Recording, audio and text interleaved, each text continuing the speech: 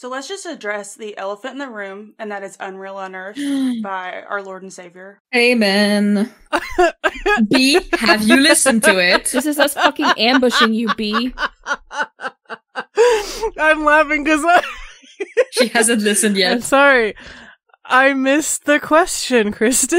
Oh my god. You missed the question? I did. I was laughing because I knew what was happening.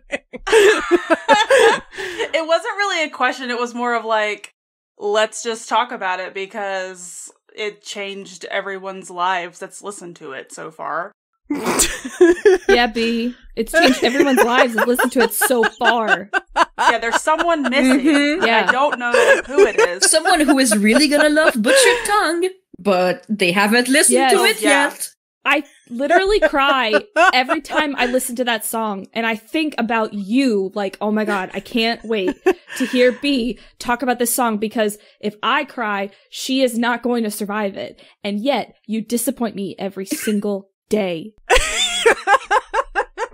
Brutal. Yeah.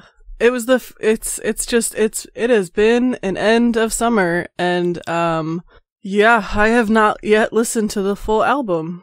So I mean, I know you're disappointed and it chafes at me, and it is something I hope to rectify soon. You have 1 week or we kick you off the podcast. No! Like, this is the ultimatum. I was pretty sure tonight's recording was just going to be us listening to the album. Was it not? I was listening to it while I was waiting for you guys to get on. But this is the thing. This is the difference. Like, I have started and tried to get through the album, but once you reach Parenthood, you don't get extended periods of time to yourself. So I do it like right before bed. Just like lay in the bed and then let him sing you to sleep. But next to my partner, who will wake up. That's fine. Put your headphones on. That's fine. I made Ryan sit down. I got the vinyl. I got the special edition vinyl in the mail the day the album came out, and I made Ryan sit down and listen to the vinyl on our record player start to fucking finish the day it came out. Amazing. Good. He sat there it's an hour and 6 minutes. He sat there the whole time and listened to the album with me, because I was like, this is what we're doing. You're not turning the television on, and I'm not turning this off, so... It's special time. And right now. So here's what I mean, though. I have, like, for example, I have put it on during playtime, but there's, like, when I mean uninterrupted, I don't just mean that, like, oh, I could listen to this. It's that my actual ability to actively listen is interrupted by, like, someone with Play-Doh up their nose. Or, you know, no, it's very valid, but you have to listen to it. We need your reaction to Butchered Tongue. Yeah, I believe that you have valid excuses because, you know, you're a mother and an educator and your life is way busier than mine. But I don't give a shit. I want you to listen to it. We're past the point of giving a shit. It's done. Like, you gotta just listen to it. Educators have it rough, but the number one reason you guys have it rough is because we're bullying you. Yeah. This is now a hostage situation at this point. It really is. You have 1 week or we kick you off the podcast. 1 week. All right. Well, let's get started to record your final podcast episodes. Don't be a downer. She's gonna do it. She's gonna listen. I'm just saying, Caitlin, you're the closest to me. Yeah, I'll come babysit your kids. I told you, I love kids. Yeah, not only that, but just if this is a hostage situation, yeah, and you're willing to go the whole mile or miles. Do not test me. All right, let's go.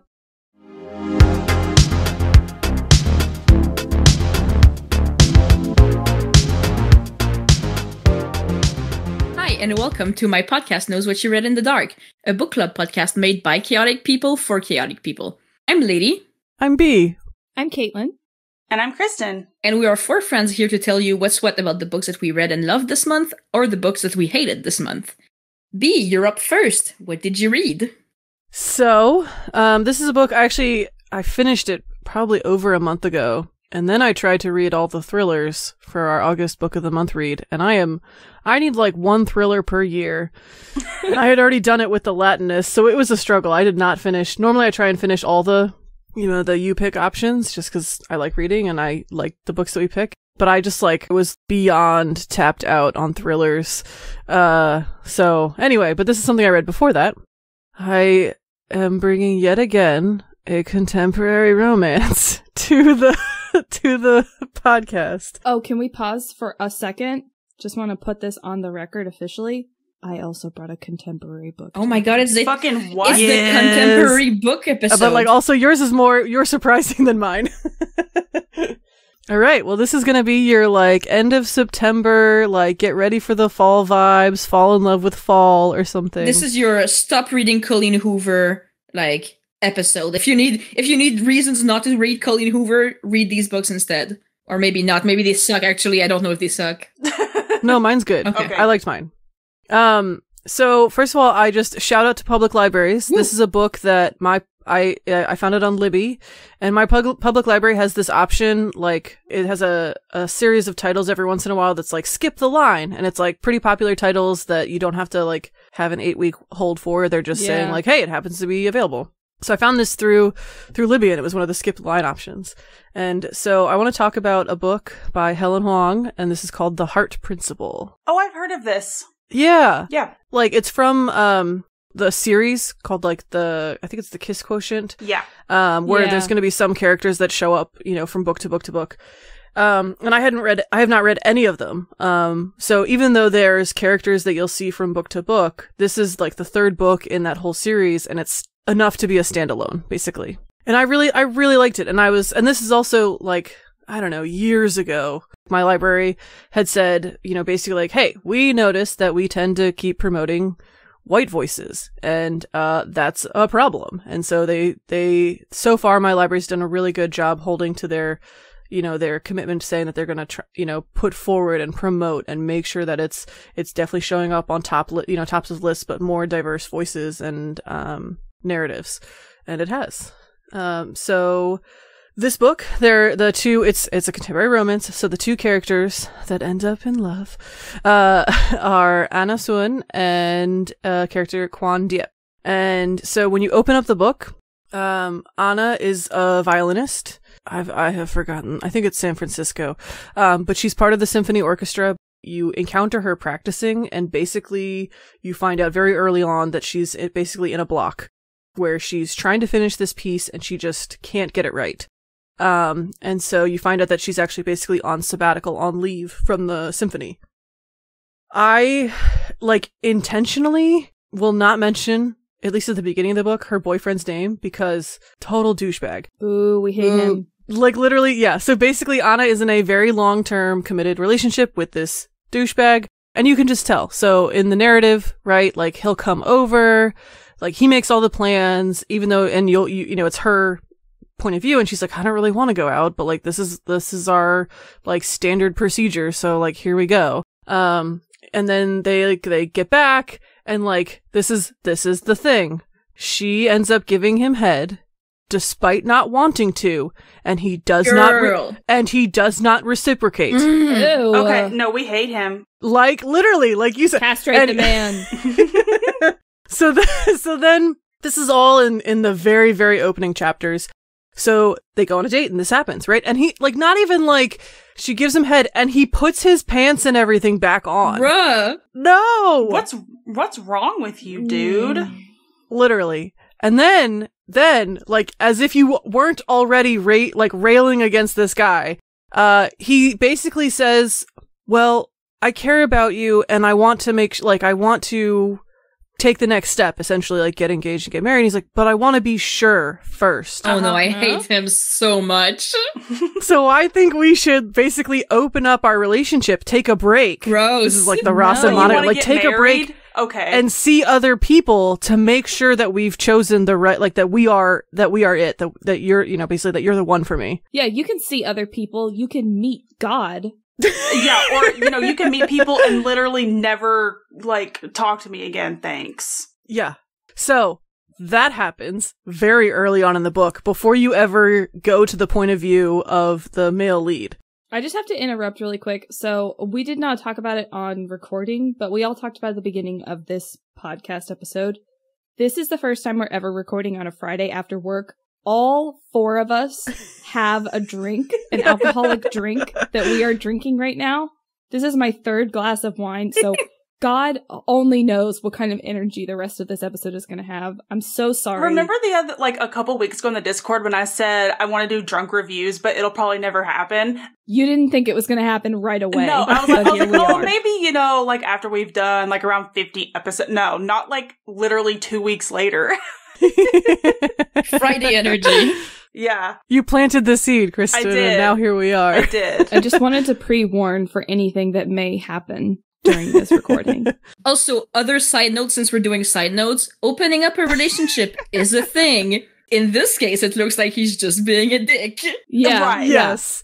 Yeah. Exactly. Well, no, Absolutely. that's and it's very clear. It's one-sided. It's one-sided. Yeah. This is not a mutual discussion between consenting partners. This is one guy wanting to sleep with somebody else. No, and then I was actually going to bring up that point before I started talking about Quan.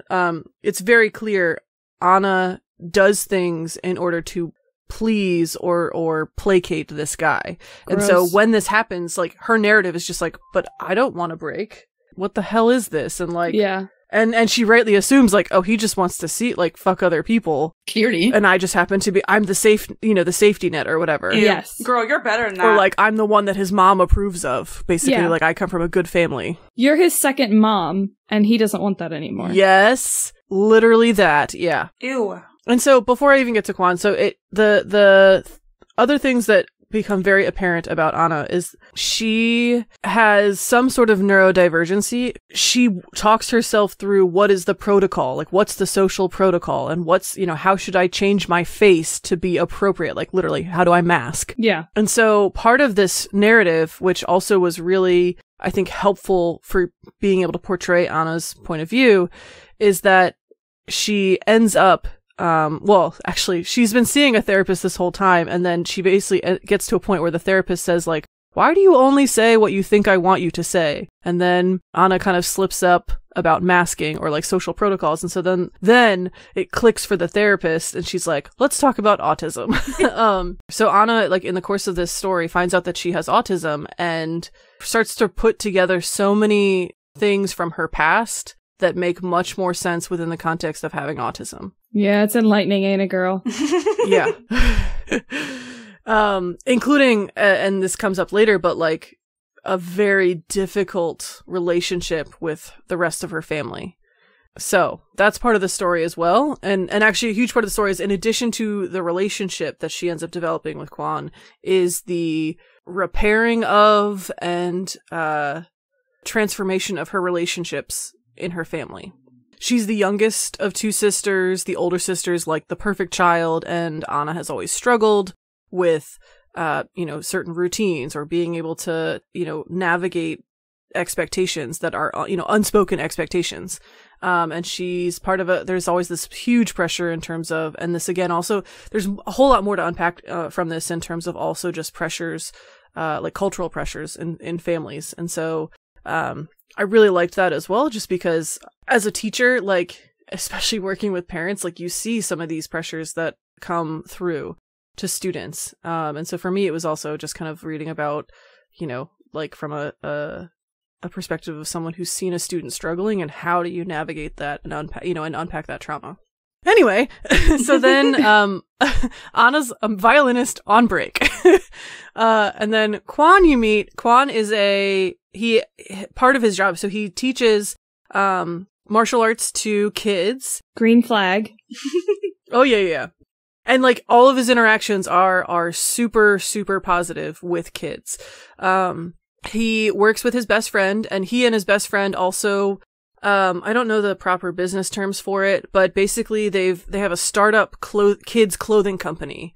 And part of what's going on in Quan's storyline is that they are in the works of basically getting their brand picked up by like Louis Vuitton fashion house. Ooh. Yeah. So like big things coming. But in the meantime, like there's also the like before you get picked up and like, I don't know what the word is, like syndicated, whatever it is.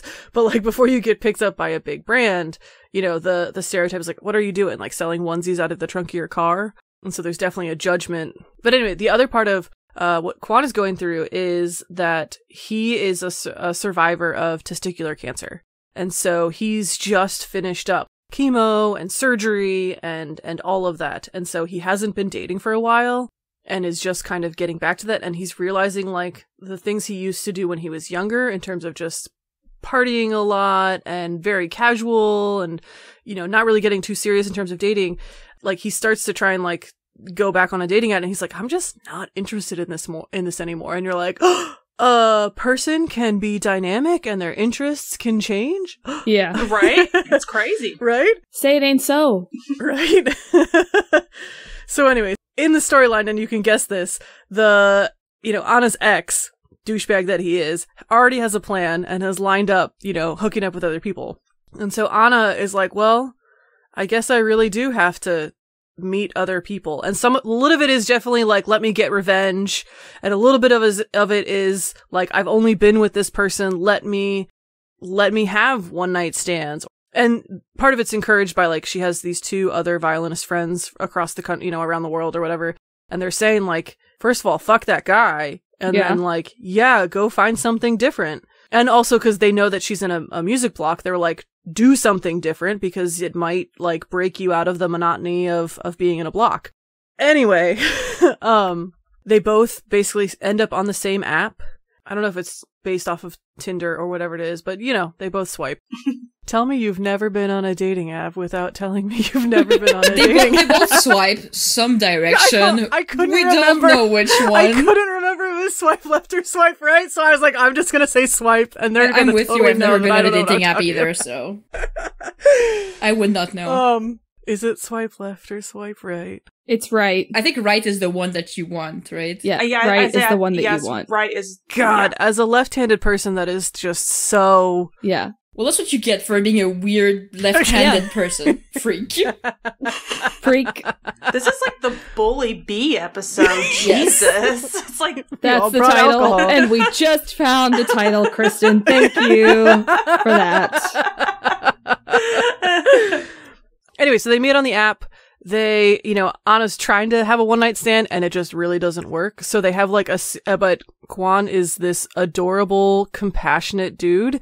And so they keep having these like, let's try to have a one-night stand again. Aww. Like 4 or 5 times. So cute. That's adorable. And so it is, it's just like, and especially like, keep in mind when they first meet, like Anna has yet to talk to her therapist and be like get on the path of trying to figure out like, am I on the spectrum? And so then the other part of this is when Anna is discovering this about herself, when she's trying to bring it up with her family and it doesn't go well at all. And when some stuff goes on and it just like brings up more of the stress of like Anna's block, which ends up being, you find out that she's burned out. She's going through a burnout. Kwon is the one who's supportive for her. When her family is not there for her, Kwon is the one that is supportive and is that kind of safe space for her to unmask, to be herself, to talk through her experiences so she can unpack like how much of this is learned behavior in terms of masking or how much of this is what I actually want.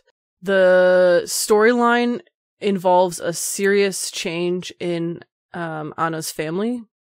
So basically there's a health scare for someone in her family, and so then it also involves like not just Anna trying to figure out the burnout from the circumstances of being in the symphony, but also like having to go home and all of the trauma and stress of what it is to be at home with the expectations, especially the unspoken expectations.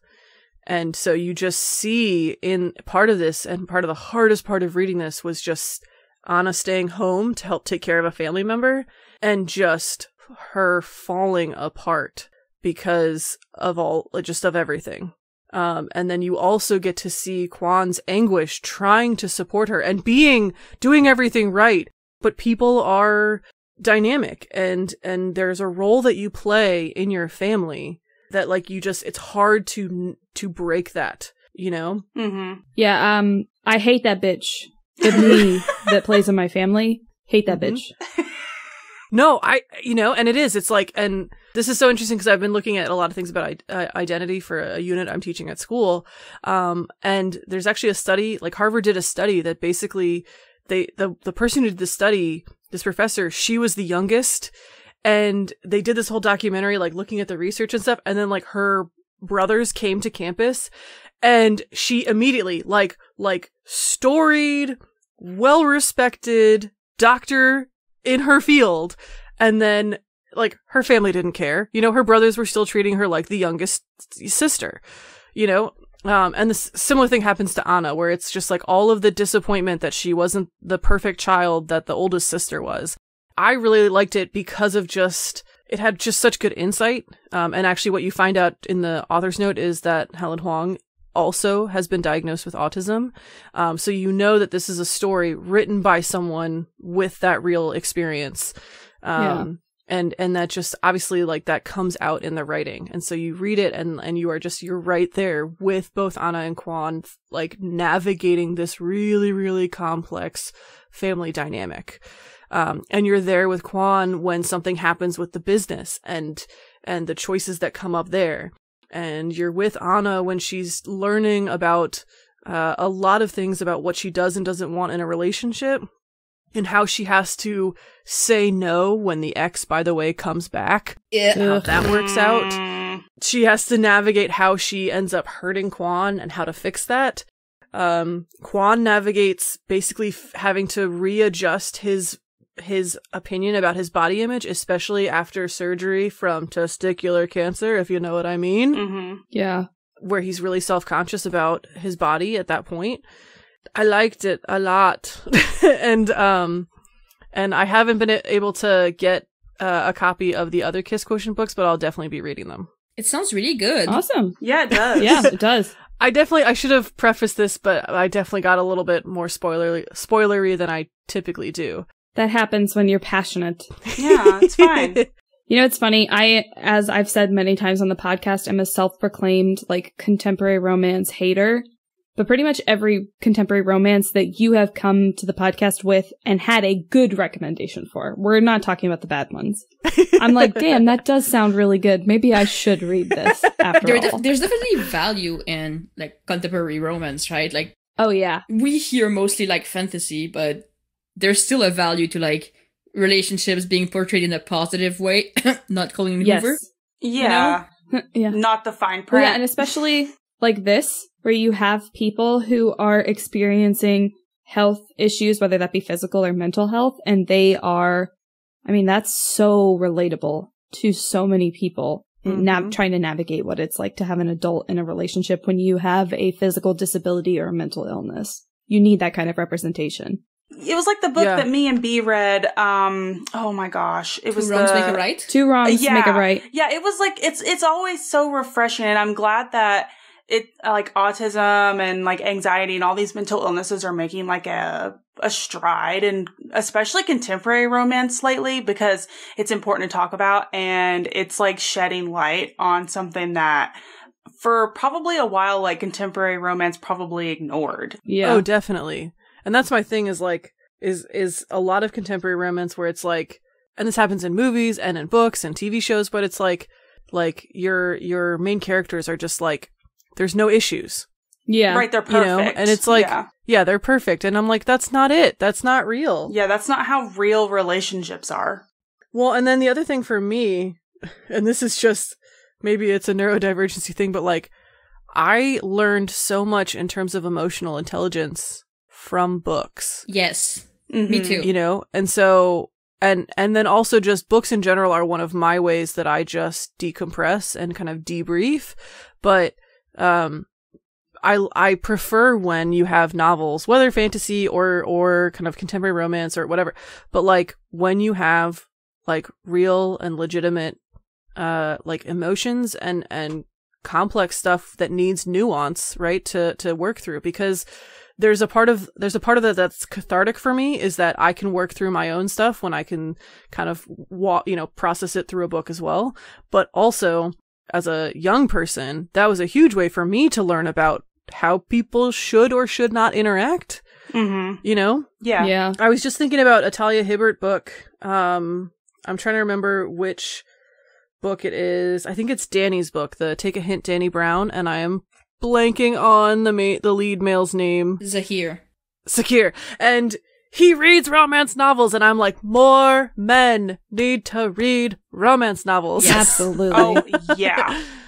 But it's the same kind of thing, and there's kind of a mention of that where it's a way to help learn about other people and other perspectives, and yeah, so I really liked this because it was like different perspectives that, you know, if you have not read up on autism or know someone with autism, then you might not know the kind of the perspective or really what goes on in terms of that kind of point of view. But if you've listened to this podcast, you probably do. Oh, you have. Oh, yeah. You should be intimately aware of what autism and ADHD and mental illness are like. I mean, there's a point when Anna first goes to, like, the first time she goes to her therapist, and so she talks about even just timing. She's like, you can't be, like, late, obviously, because that's terrible, but you also can't be too early, because then what if my therapist is like, you know, thinking she has 5 minutes to go to the bathroom, but then has to, like, feel obligated to come to the door and get me. I'm being so relatable. So she's like, so I show up exactly on time. So it's like, that was the expectation of when I should be here, and I am exactly on time. Oh my god, I'm being so triggered. I've never been on time or early to anything in my life. So I do feel for Me too. I do feel for you people that have this anxiety, but I'm late to everything, so. So then the other question is, so I am often late, but my partner is not. And so there's always that, like, tension of, like, oof, I'm going to be late, and my partner is used to being earlier on time. Nah, not around here, partner. We've got 2 late people in this house, so we are double late. I'm with your partner on this one, B. I know. We're the opposite. I'm the early one, and Eric's always late. Always. See, that's me and Brian. Like, we're like fighting constantly. I'm like, we need to leave. Like, we need to be there early. And he's like, oh, we have plenty of time. I'm like, we don't. Let's get in the car. I need to be there now. They say that girls take a lot of time in the bathroom, but, like, Eric is like a pretty girl who does his hair and it takes him 30 minutes, and now I'm expecting him to barge in the room to correct me. But, like, every single time he has to go out, it takes 45 minutes for him to do his fucking hair. He's always late. You just hear your chair being rolled away as Eric pops into the microphone. Yeah, no, I'm late and Ryan is later. We're both like, God. We need to leave the house at 3:45 and we're still sitting on the couch wrapped in our bathrobes at 3:40. Like, I hate this. That's the most stressful shit. Okay, wait, I have one more. Then, still at the first moment of seeing the therapist, Anna is talking, like, going through in her mind of how much she has to change her face to show the like the appropriate kind of smile. That's enough. When That's she's enough. talking. That's enough. No. No, because then it's over small talk where it's like the how are you, and she says fine, and like she makes sure, and this is one of those things where it's like, you know that it's someone who like someone who knows what it is to be neurodivergent, like. She says, and I made sure to make sure my smile, like moved my eyes and did the eye crinkle thing so that you know that it's real and I'm not lying. I'm not punched in the throat. Yeah. Autism sister. We respect it. Yep. Yeah. Yep. Autism warrior. So, and this is the thing, like, if you are familiar with it, you see Anna in the first two chapters and you're like, oh, girl. You suffering like, with us. Which is why, like, also that I was glad that it wasn't too long before the therapist, like, in the therapy meetings, the therapist was like, why do you always say what you think I want to hear? And it's like, because that's the autism. Because I want a good grade in therapy. Yeah, which is totally Which real. is both normal to want and possible to achieve. I need an A on therapy. You know, there's this whole thing that Oscar Wilde, or no, it was Freud who talked about you couldn't psychoanalyze the Irish. And I wonder if that's the neurodivergency. Because we're all fucking insane? Yeah, I know. None of us have ever been normal about anything in our lives. Yeah, that's pretty much it. But anyway, I liked it. I definitely, like, gave away some big spoils and such. That's fine. But it's still, but I think it's still a good read. Like, and especially, I will also say, and I didn't give away too much of this, but, like, it's very sex positive, which is great because Anna carries quite a bit of, like, learned expectations about sex and missing the good parts of intimacy. Well, look at her shitbag boyfriend she was with. Literally, like, honestly. literally. Literally. I'm still thinking about how much I hate him. I know. It's when she brought that up again, I was like, God, he's such a dick. Like, I can't stand this guy. I know, he's awful. And he comes back towards, like, the last, like, Barf. third of the book. No one asked. And I'm no like, one asked for you, bro. fuck that guy. Like, including, I mean, Kwan's also like, fuck that guy. But, also, like, in the arc of the story, Anna ends up unpacking quite a bit of that. But yeah, that was my book. Heart Excellent. Principle by Hellen Hoang. Sounds so good. It was. What about you, Caitlin? You read contemporary romance too. Well, okay, it's not a contemporary romance, but it is a contemporary novel. Oh, okay. So I mean, still for you, that's pretty crazy. it is crazy. I honestly still, right now, sitting here talking to you, don't really know how I feel about this book, so I'm gonna need you guys to help me figure it out. Okay. On it. I read a book for the podcast, and then I wasn't sure I wanted to talk about it, so the other day I was like frantically searching shorter books that I could read in the time frame, and ended up going back with my original book anyways. Can I just say, because we were drinking, you were like, you're so slow saying, I read a book for the podcast, and my snarky ass want to be like, oh, shocking! And I'm like, you're like, yeah, that's what we're here for. I'm so glad that you guys all thought that, because in my own head, I said, yeah, you fucking, of course you fucking read a book, hope you you did. idiot. It's a Yeah, book I hope club you read a podcast, book. dumbass. No, I was trying to find, I was talking while trying to swipe through and find the beginning of my notes, because I was at the end. Okay. Anyways, I read a book called The Wishing Game by Meg Shaffer. The Wishing Game follows Lucy Hart, a 26-year-old teacher's aide in California, and she works in elementary school. Lucy grew up reading a lot of books, and much like us, and probably everyone listening, seeking solace and comfort in her books, and she couldn't find it in real life. As a teacher's aide, she's able to share her love of reading with the students at the school, most especially 7-year-old Christopher Lamb, who was tragically orphaned following the death of his parents. Aww. Lucy and Christopher have a really, really deep bond, and she wants nothing more than to adopt him and give him the loving home that he deserves. But Lucy lacks the home life and funds she needs to adopt Christopher. And just when Lucy thinks she's going to have to say goodbye to him forever, reclusive and eccentric world-famous children's author Jack Masterson hosts a contest for his first book in several years, and Lucy procures an invitation. I have to stop here and complain, because that's what we do on this podcast. Mm-hmm. This story builds Jack Masterson's, escape from the writing world as not having written in a super long time. They're, talking about, how he stopped writing and how he has been, absent from the literary world for what, to me, I thought they were going to say has been decades. When you say that, it's I picture 20, 30 years. 6 years. Okay, yeah. Okay. He took a tiny break. He went on vacation. He went on fucking vacation.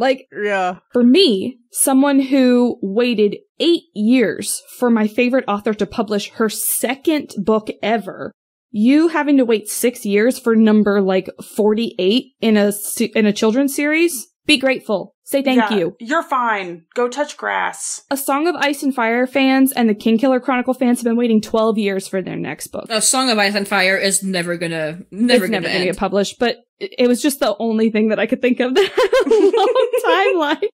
Okay, anyways, complaining over. It kept making me so angry. I was like, you don't know how good you have it.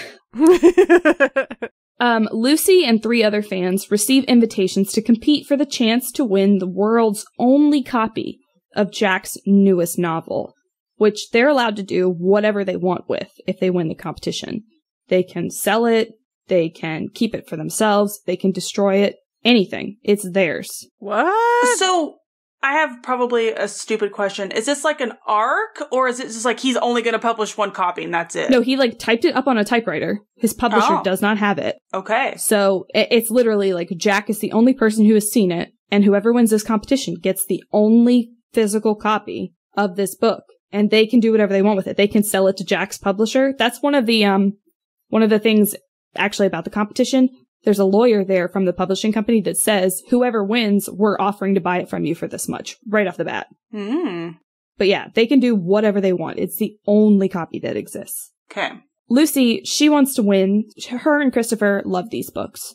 And they want to read the book, but also she wants to be able to sell the book to a publisher and use the money to establish the life that she needs in order to adopt Christopher and give him the life that she wants for him. The contest takes place on Jack's Island off the coast of Maine. His island? His island, yes. Okay. He's built this island to mirror the fantastical island settings of his novels, the Clock Island series.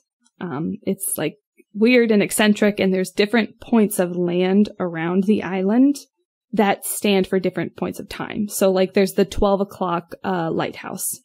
There's the 2 o'clock beach. Stuff like that. And like that's a less all brutal 75th Hunger Games arena? Yeah. Yeah, Okay. I was just thinking. Those are all like settings from his novels. And he has basically constructed his home to be a real world version of the setting of his novels.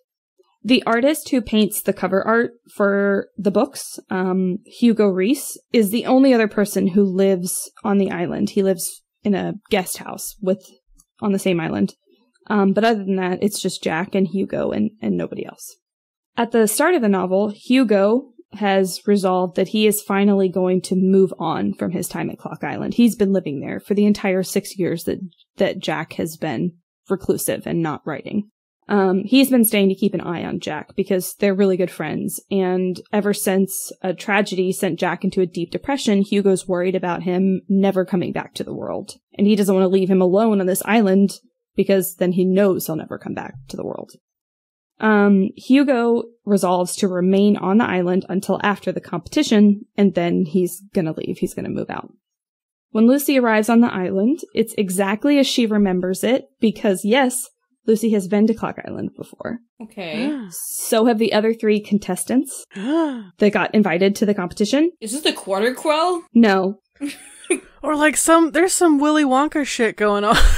Well, Jack Masterson has only invited the now adults who at one point were children that actually succeeded in running away from home to Clock Island.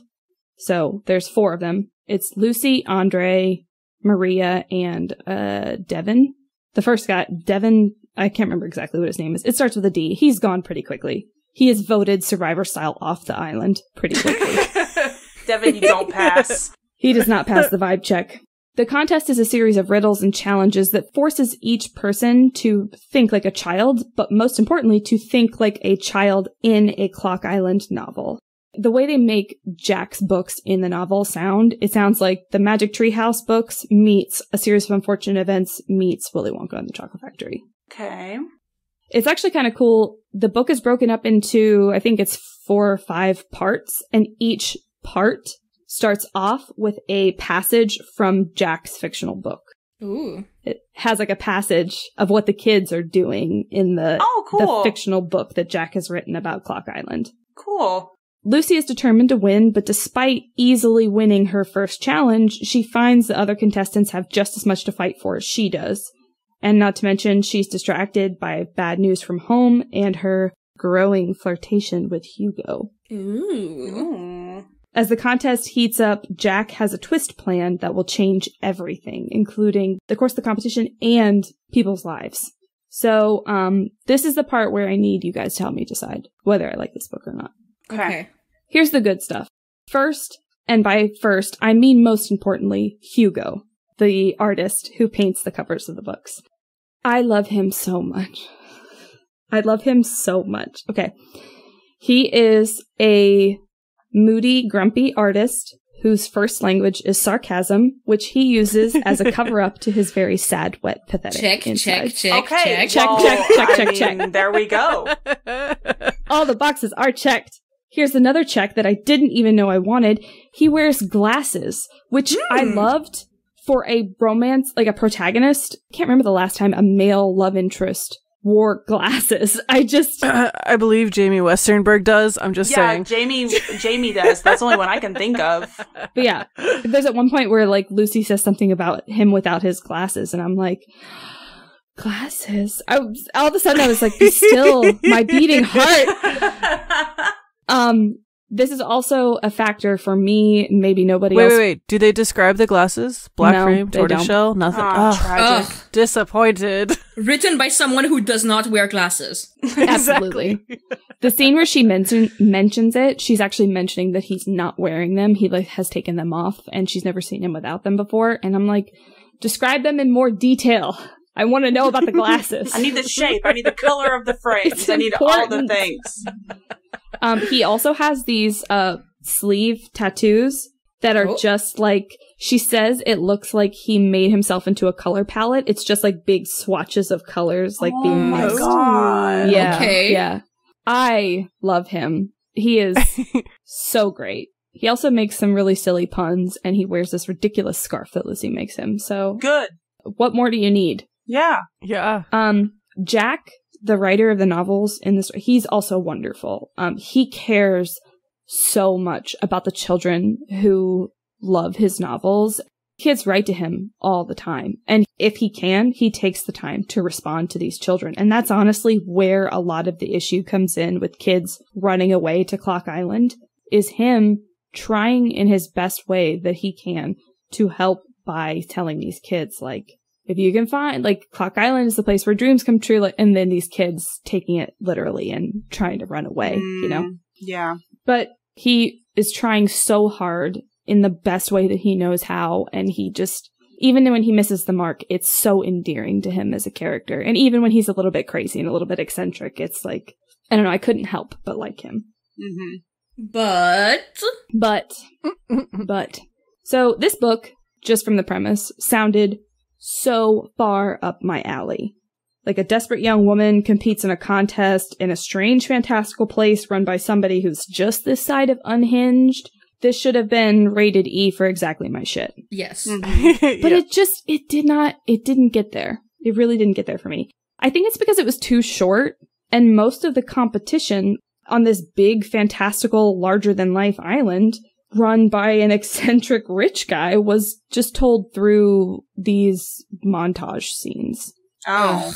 We didn't get a lot of the competition. Well, and you want world building like the Night Circus. You want the world building of just like very, very like what's the word? Not lurid's not the right word. Immersive. Got the, yeah. Like you want the kind of superfluous explanation that we all that gives you like the extra kind of artistic element to what you're seeing. Yeah. For a fantastical world. If you're gonna build this big island with all these cool elements to it, like, don't leave the reader hanging, like, follow through with it, tell us about it, like, don't explain things haphazardly. Well, and if it's meant to be a like beautiful in terms of artistry, then you need to give it an artistic description. Exactly. Right. Especially, like, there's, like, little fun things at the beginning. Hugo says, like, he's talking about how ridiculous, I mean, because he's Hugo. He's talking about how ridiculous the fact that there's sections of the island named, like, the 2:00 beach or the 3:00 pier or whatever. He says that it leads to them talking almost in riddles, where he says, like, I'm going out to 6:00. And then he's like, when will you be back? At the lighthouse. So, like, I'm going out to the beach. I'll be back at 12. Like, them kind of talking in these weird riddles back and forth by using location as time and time as location. And that was so cool as a concept, and it did not deliver on the design of the island whatsoever. It skipped a lot of what really made the story appeal to me.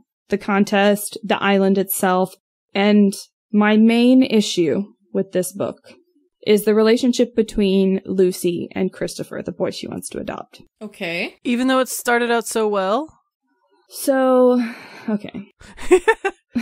So Lucy and Christopher's relationship is obviously, it's central to the wishing game. It's the whole reason that Lucy wants to win this contest. It's the whole reason she goes in the first place, is because she feels so deeply for this boy that she wants to adopt him. There's no doubt about that. However, for me, there were some major red flags, and I will tell you now.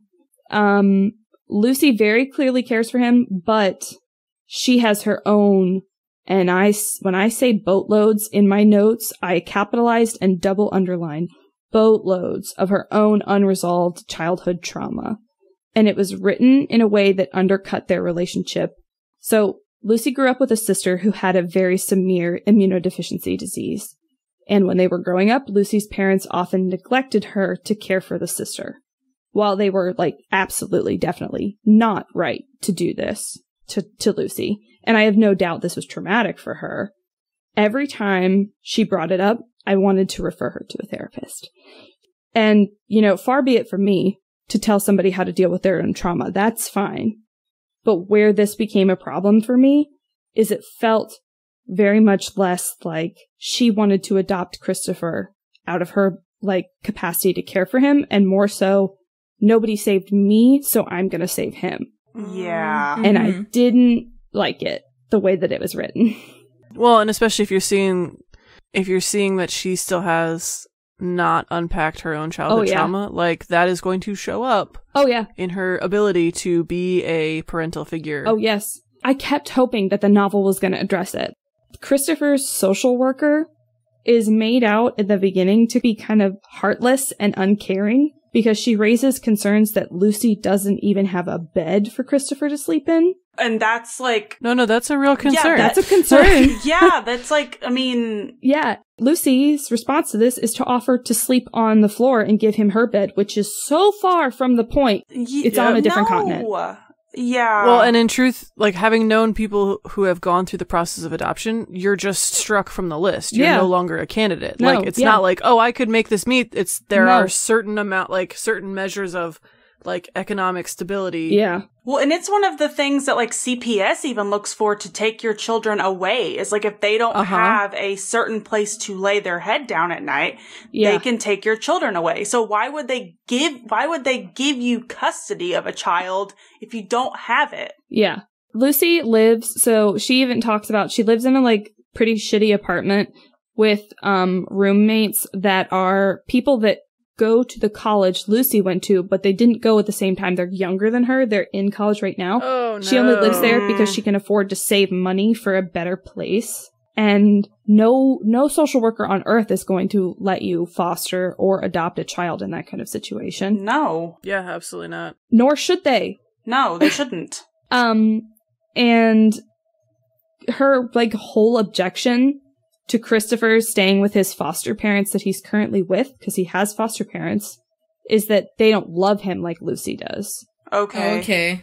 She has something to, like, calculate that. She has a meter. Yeah. A detector. And especially considering, like, how the media tends to portray foster situations for children, this one was not like that. I did not get the, like, evil foster parent. Like, at one point, Christopher, so a minor spoiler, Christopher might have to go to a new foster family.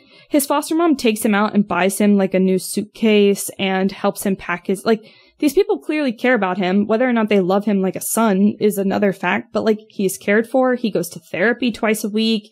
They take care of this child. They're doing their role as a foster parent. Yeah. At one point, during, like, an emotional moment when Lucy is talking about Christopher, she even says, like, she's so caught up in her emotions, she says, I have to save me when she's talking about Christopher. But it is never addressed that she is projecting onto this little boy. Yeah, you can spoil whatever you want about this book. I'm not going to read it. No. Yeah, you've definitely turned me off. Yeah. Yeah, I'll tell you what, I did really enjoy the, like, romance and flirtation between Lucy and Hugo. I thought that was that's honestly, when I got to that point in the book, that's what kept me going through the end of it. But plenty of people write romance novels without any kids being involved as part of the storyline. Yeah. Just saying. Yeah. Yeah. Yeah, based on what we know, like, so far, I would say this is a no-go. Yeah. That's something I'm gonna get into, like, in the next episode about my book, but there's a difference between, like, a character that's meant to be lovable and a character that's meant to be unlovable, and I feel like this character in your book is supposed to be lovable, but she has so many flaws that are not, like, addressed that makes it so you don't really root for her. Yes. Well, and that's exactly it. Like, as you've described it, I'm like, I want Caitlin to spoil this and tell me that she loses. She doesn't. Like, I want her to not win. I will spoil it. So, Lucy does not, nobody wins the contest. It's literally like a Willy Wonka retelling. Everybody loses because of a technicality, essentially. The last challenge is to like find a very specific line of one of his books without looking it up. You could call somebody and ask them to read it to you, but you can't Google it or anything like that. And Lucy gets a hold of Christopher, who reads it for her, but she's out of time. Like, everybody loses because they run out of time. But then Jack gives her the house on Clock Island and asks her and Christopher to come and move in with him, and he helps her adopt Christopher. Uh-huh. Okay. Yeah. Yeah, that sucks. Kristen's response is my response. Yeah, I hate that a lot. So it was just very difficult. Part of her trauma has to deal with, you know, her sister being sick all the time, and she resents her sister because her sister also said some pretty, like, fucked up shit to her, but what sibling doesn't, you know? Yeah, that's just the dynamic. Truth. But her sister, part of the challenge is she has to confront her sister.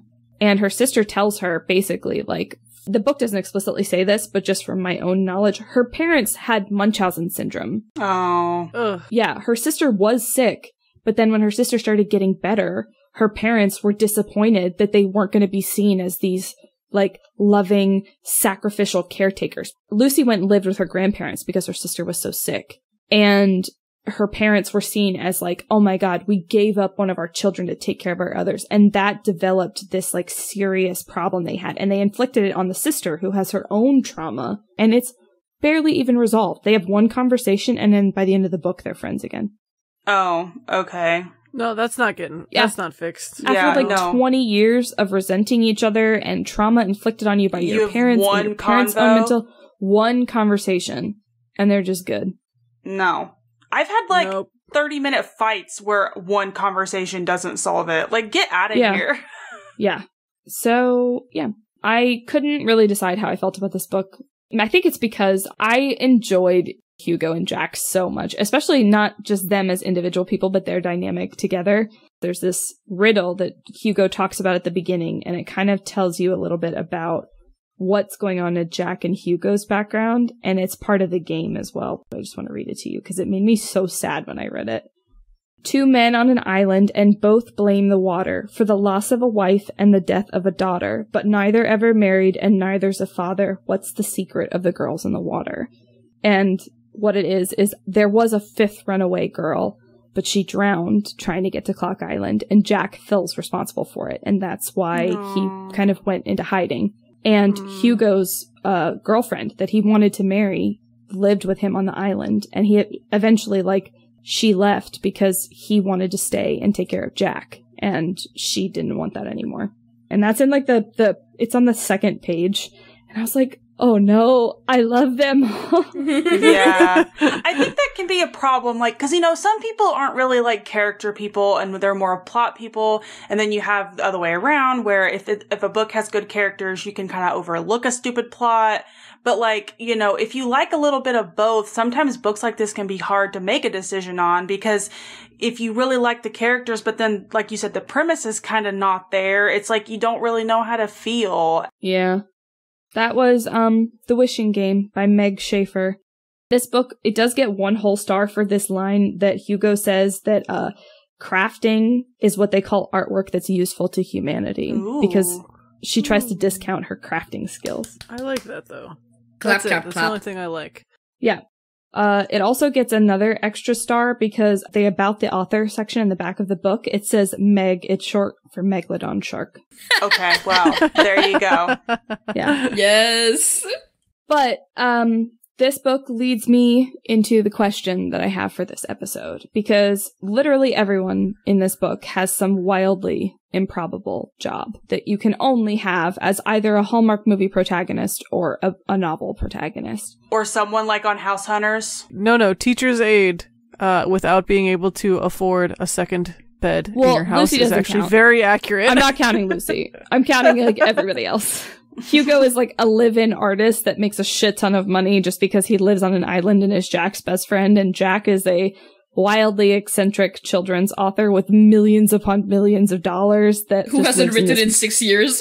Who hasn't written in 6 years and lives in a Victorian mansion on an island off the coast of Maine. So those are only novel protagonist jobs. Oh, yeah. I say this having family that lives in Maine, but between the folk of the air and this, it's like, is Maine real? Mm-mm. No. I don't think so. It's not real. I've never No, been. actually, Maine really does have huge population issues. They need people to move to Maine. Yeah. The Stephen King agenda. It really is. So my question is, if you were a protagonist in a novel, what would your wildly improbable job be? I'm talking about, like, are you a flower shop owner? Do you work part-time at a bookstore, but yet somehow you do these jobs and you're financially set? You have no Oh, I got issues. mine. I I'm have ready. mine too. All right, let's hear it. You can go first, Kristen. Okay. I would own a record store. Great answer. Yeah. Fantastic answer, Kristen. I just want to be like that eccentric, like witchy girl that owns the record store that's always empty, and they like specialize in like vintage records and like They're clearly money laundering. right, like it's clearly like That's the a only fucking explanation for scam. why they're open. Right, like every time you go in there, there's nobody there except the owner who's like behind the counter, like reading a book or something.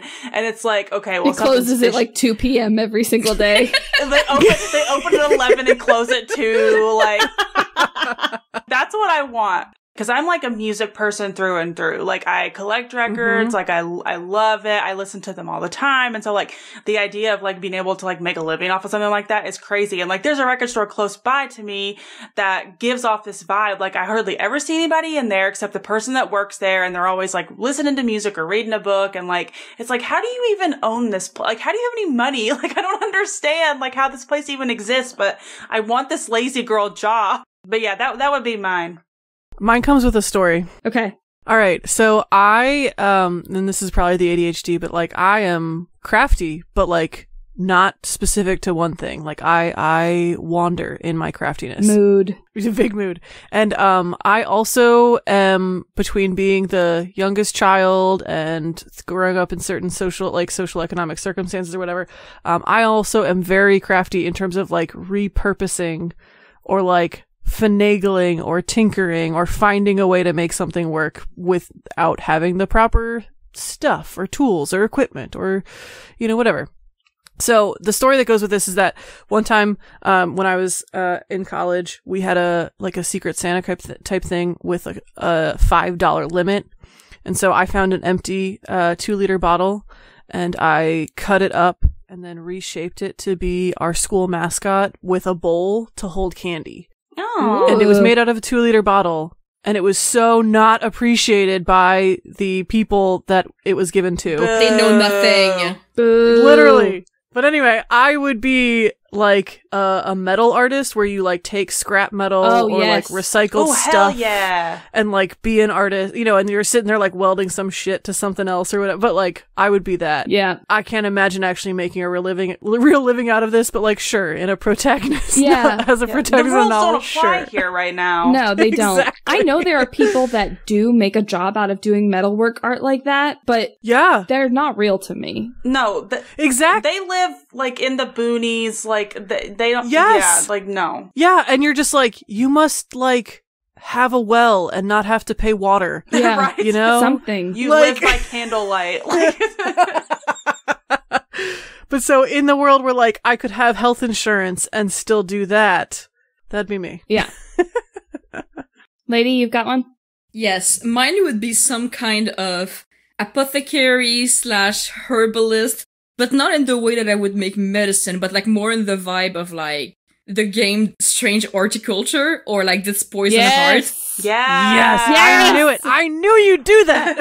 Where I would just be like the person collecting flowers and giving them back to people, like selling them. Not making the Yes. potion. I don't make the potion. I just No. supply them flowers. That's another shop. My alternative is that I actually looked at this a couple years ago as like apprenticing with an apothecary, but I would do the medicine side, lady. Yeah. I don't want the herbal medicine side, like not to alienate anyone, but I don't believe in that shit.